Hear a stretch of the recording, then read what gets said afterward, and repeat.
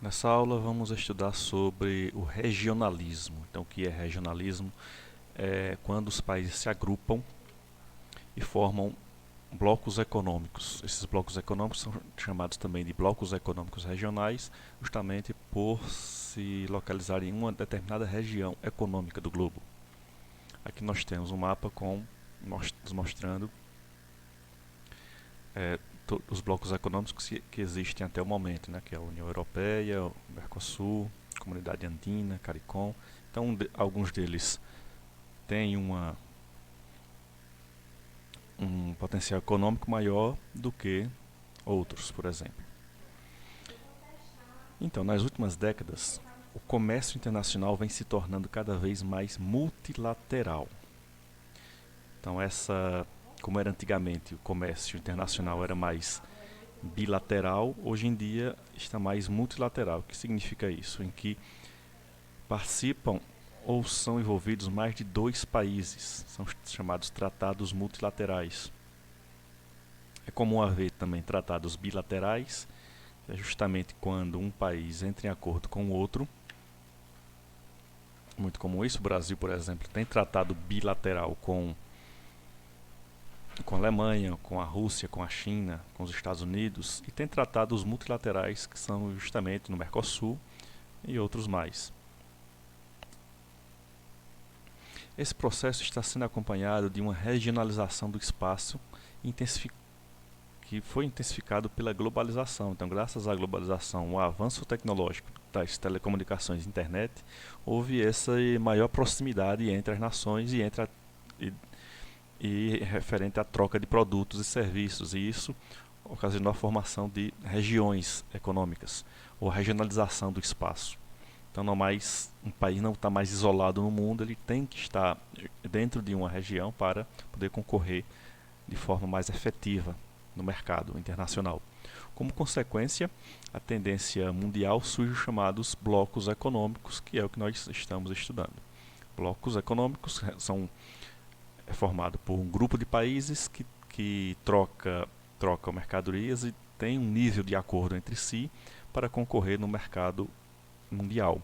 Essa tendência foi gerada pelo próprio mercado internacional, graças à globalização e o desenvolvimento dos meios de transporte e comunicação, justamente devido à concorrência que moldou esse mercado internacional. Com a concorrência muito acirrada, houve necessidade da regionalização, do regionalismo, dos países se juntarem para concorrer mais no mercado global. Formando blocos econômicos, os países buscam ampliar sua participação no mercado. É o que ocorreu, por exemplo, com o Brasil e a Argentina, que antes eram rivais entre si, e no momento em que consolidaram o Mercosul, passaram a ser parceiros comerciais. E trocando mercadorias entre si, os seus produtos tornaram-se mais baratos e no mercado internacional tiveram a possibilidade de concorrer mais. Para isso, os países assinam acordos econômicos entre os países membros, como a redução ou eliminação de barreiras alfandegárias entre os países, a redução gradual até a eliminação total das barreiras alfandegárias, que é o que cobra imposto quando um produto tende a entrar, sai de um país e entrar em outro, então tem que pagar esse imposto de importação. Então essa é uma barreira alfandegária. Então no momento em que você elimina, esses produtos circulam livremente e assim os países concorrem mais. Barreiras comerciais estabelecidas pelos governos para controlar o intercâmbio de mercadorias, tanto a entrada como a saída de produtos dentro do seu espaço territorial. Políticas monetárias e financeiras únicas é outra característica dos acordos entre países membros, em que a política monetária, ou seja, a flutuação do valor da moeda, é única, pode ser única no caso, é um tipo de acordo. E também as taxas de juros podem ser efetivadas para serem únicas. Facilita a circulação de pessoas, capital, mercadorias e serviços. Essa é uma das principais características da formação dos blocos econômicos, que é principalmente a circulação livre ou facilitada de mercadorias, justamente pela quebra das barreiras alfandegárias. mas também é interessante a livre circulação de pessoas, que é quando as pessoas podem sair de um país e ir para o outro sem a necessidade de visto em passaporte. Elas estão livres, como se fosse sair de um estado e ir para outro do mesmo país. Também de dinheiro, a moeda vai circular livremente, sem necessidade de declaração. A moeda sai do Brasil, vai para a Argentina, tem que ser declarada. Então, quando há esse tipo de acordo, a moeda circula livremente. E também a livre circulação de serviços, como um profissional é formado em um país e pode trabalhar em qualquer outro país daquele bloco formado. Isso ainda não chegou no Mercosul, é uma das etapas a ser vencidas, que é justamente essa do reconhecimento do setor de serviço, setor profissional. Atualmente, quem se forma em um país do Mercosul tem que fazer uma revalidação do seu diploma. Quando for efetivado, essa validação não será mais necessária. Mas o que é então os blocos econômicos regionais? A integração dos países de uma determinada região econômica. Então, como região econômica, nós vamos entender que seja grupo de estados de uma determinada área geográfica com vínculos econômicos. Como no nosso Mercosul já havia vínculos econômicos entre Brasil e Argentina, apesar de serem rivais, mas que já havia um certo vínculo econômico, principalmente no que um produzia, que o outro não tinha, e que havia essa troca, no caso bilateral, eram acordos bilaterais, porém, com o crescimento da concorrência internacional, houve a necessidade da formação do Mercosul. Então essa região econômica já existia e passou a se formar um bloco econômico. Esse grupo de países gozam de um alto grau de interação em comparação com as relações fora do bloco. Então os países próximos de uma região geográfica próxima, que tenham uma interação econômica maior, tende a formar blocos econômicos em relação aos países fora daquele bloco. Isso garante um aumento do mercado consumidor entre si, entre os países membros daquele bloco, na produção e também na exportação. Quando você troca produtos de um lugar para outro, de um país para outro, com as taxas reduzidas, facilita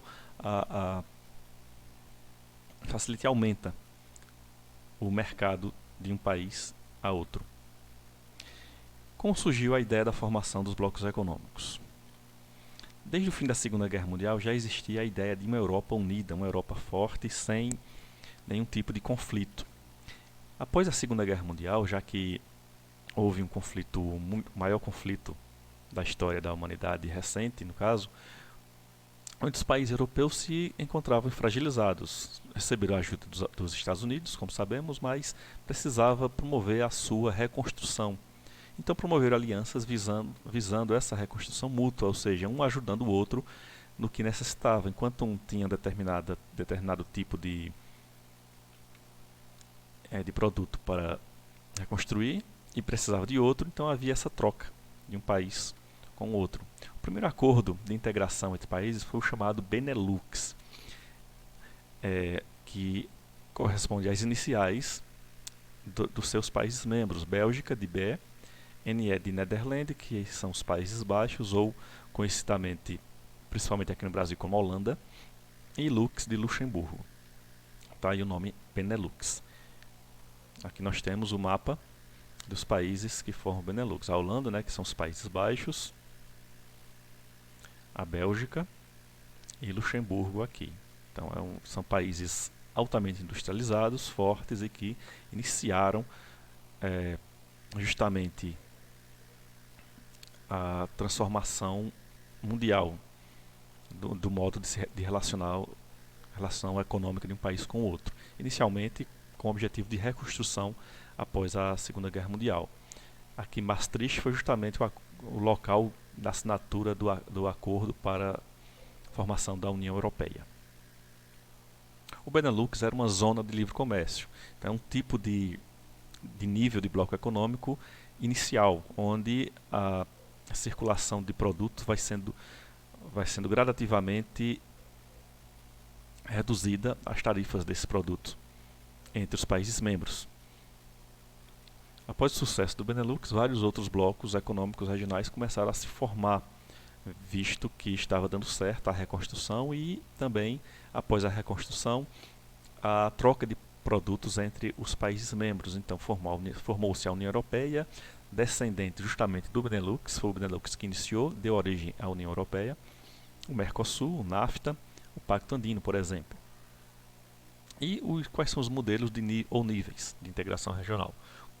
Como vimos, o Benelux iniciou com uma zona de livre comércio, cresceu e tornou-se a União Europeia, que é um bloco mais integrado atualmente. Mas para chegar a um nível da União Europeia, tem que se passar por vários outros níveis. Então os blocos econômicos têm vários níveis de integração. Então depende o quê? Depende da integração da economia, da integração social e também da integração política. Inicialmente são acordos econômicos que depois crescem para acordos sociais e também até acordos políticos entre si. Os blocos que estão em fase inicial possuem menor integração. Aquilo que eu falei que é a integração apenas econômica referente à troca de produtos, e não com taxas, com regras econômicas entre si, apenas com troca de produtos e redução gradativa até a eliminação das barreiras alfandegárias. Cada nível de integração regional depende da intensidade das relações e acordos entre os países membros. Esse acordo tem que valer para todos os países, então não pode um país não concordar com esses acordos. É comum ter entre os países membros efetivos o poder de veto. Quando um país não concorda, então nenhum vai assinar aquele acordo mostrado. Então todos têm que estar em consenso para que as relações sejam o mais amistosas possível. Então nós temos aí o primeiro nível de integração, que é a zona de livre comércio, que é a apenas troca entre produtos. A união aduaneira, que já ocorre integração social e algumas regras econômicas. O mercado comum, que é quando a economia funciona como um único país, com todas as regras iguais, regras econômicas iguais para todos. A união econômica e monetária é quando já possui uma moeda para todos os países, uma moeda única. E a união política, que é uma forma ainda em discussão, abstrata, que não existe ainda nenhum tipo de bloco econômico como união política. Então, iniciando com a zona de livre comércio, ela vai ter uma eliminação progressiva das barreiras alfandegárias para o comércio. Então, a zona de livre comércio é puramente comercial, é puramente troca de produtos. E o objetivo é essa troca de produtos ficar livre, os produtos entrarem e circularem entre os países membros livremente. Cada país membro tem políticas tarifárias externas ao bloco próprias, então eles são livres para trabalhar com outros países fora do bloco econômico. O NAFTA é um exemplo desse tipo de integração. O NAFTA, que é o Acordo de Livre Comércio da América do Norte, é formado pelos países justamente da América do Norte, Estados Unidos, Canadá e México. A União Aduaneira tem como objetivo a eliminação das barreiras alfandegárias, a exemplo da zona de livre comércio, e também tem uma tarifa externa comum ao bloco. Então, os países que queiram negociar com outros países fora do bloco têm que obedecer àquela taxa que é fixada de importação comum para todos. Então, você não pode negociar com um país fora do bloco diferentemente do outro país, como por exemplo, Brasil e Argentina tem que ter uma tarifa externa comum. Então, comprando produtos da Alemanha, essa taxa tem que ser igual. Se for taxada em 10%, 20%, 30%, ela é igual para Brasil e Argentina comprando da Alemanha, por exemplo. Então, essa tarifa externa tem as mesmas taxas alfandegárias sobre produtos importados, que é aquilo que eu falei da compra dos produtos da Alemanha, tem que ser uma taxa só para todos eles. O Mercosul é um exemplo dessa integração. O objetivo do Mercosul, na verdade, é se tornar um mercado comum, visto que o próprio nome, nomenclatura do bloco é Mercado Comum do Sul. Mas ele ainda está no nível de União Aduaneira, que é formado atualmente por Brasil, Argentina, Uruguai, Paraguai e Venezuela. Só que a Venezuela atualmente encontra-se suspensa devido a alguns delitos. O mercado comum, que é um sistema mais avançado, possui as mesmas características da união aduaneira, ou seja, taxa única para o mercado externo, além de livre circulação de investimentos e de pessoas. Então, quando o Mercosul tornar-se um mercado comum, ele vai ter livre circulação de pessoas e investimentos, ou seja, livre circulação de capital e também de profissionais, para trabalhar em qualquer lugar dentro do bloco. Então, a gente pode se formar na Argentina, no Paraguai, no Uruguai e trabalhar em qualquer país desse bloco. Estabelece padronização entre as leis trabalhistas, tributárias e outras, ou seja, há uma lei fixa trabalhista. A lei trabalhista vai servir para todos os países, então está longe ainda de acontecer no Mercosul, visto que leis trabalhistas mudam o tempo todo aqui no Brasil. Leis tributárias, que são os impostos e taxas pagas por todos os serviços, como Detran, como luz, água, etc. E além de outros tipos de taxas que a gente paga nos bancos ou na própria Receita Federal. Então, quando há essa padronização, aí o Mercosul se tornará um mercado comum, que ainda está distante. Hoje nós temos o quê? Livre circulação de mercadorias e ainda de pessoas como turismo, mas não de pessoas como prestador de serviço no Mercosul. A União Europeia é um exemplo desse tipo de integração. A União Europeia tem leis trabalhistas próprias para todos os países do Mercosul, tem leis tributárias, uma taxa fixa de mercado, além de outras taxas. Então, o Mercosul é o bloco mais avançado de todo o mundo. A União Europeia é o bloco mais avançado de todo o mundo. Então, ele é formado por quase todos os países, com exceção da Noruega, Suíça, Croácia, Sérvia, Montenegro, Bósnia, Herzegovina, Macedônia, Albânia, Rússia, Belarus, Ucrânia e Moldávia. Esses países não fazem parte da União Europeia, visto que Rússia, Belarus, Ucrânia e Moldávia fazem parte de outro bloco econômico que é a CEI, que nós vamos ver lideradas pela Rússia, sendo que atualmente o Reino Unido está em processo de separação da União Europeia. Está parado esse processo de separação justamente por conta da pandemia, e que esse processo é chamado Brexit, que é a saída dos britânicos. A união política, como eu já falei, não tem nenhum tipo de mercado comum. A União Europeia tende a ser uma união política, mas para isso necessitará de leis políticas únicas e eleger um único representante para todos os países do bloco. A União Econômica e Monetária é quando, como eu falei, há a integração e também a moeda única entre os países, circulação de um único tipo de moeda. Então ela tem um valor fixo entre os países membros. Atualmente é o mais avançado tipo de bloco econômico, já que a união política não existe, prevê as mesmas características do mercado comum e adota a moeda única e o Banco Central único. Então esse Banco Central na União Europeia, no caso, ele é que determina as regras monetárias para todos os países, ou seja, para todo o bloco, todos os membros do bloco. Também possui instituições supranacionais. Tem o Tribunal Supranacional, Tribunal da União Europeia, ministérios do bloco e também Parlamento da União Europeia. Além de cada país ter o seu próprio tribunal, ministério e parlamento, tem as instituições supranacionais que regulamentam questões de acordo com todos os países. Além disso, é padronizada a política econômica, é padronizada a política monetária de todos os países membros. Então, todo tipo de política referente à economia e à circulação de moeda e valorização da moeda é definida por esse Banco Central único. A União Europeia é um exemplo desse tipo de integração, mas não é a União Europeia toda, é apenas a maioria dos países que fazem parte da chamada zona do euro, que é a moeda única da União Europeia que circula nesses países.